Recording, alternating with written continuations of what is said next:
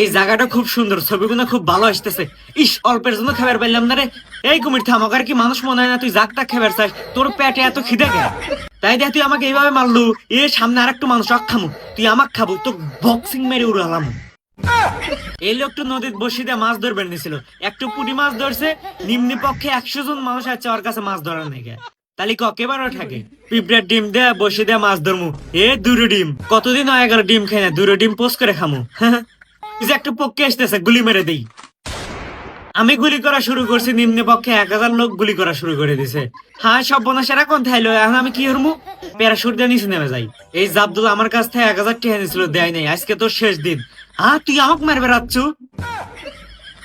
কচ্ছপের বাচ্চা, তোর শ্বাস কত? তুই আমাকে মারবে রাখছিল। তোকে কমট বাথরুমের ভিতরে আটকা থিয়ে দেবো, বারাস না কইতাছি।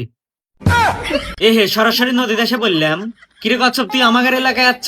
তোদের এলাকায় যাচ্ছে জন্য আমাকে মারলো, যেমন হয় তাই নাই। হ্যাঁ, আমার কি মানুষ মনে হয় না?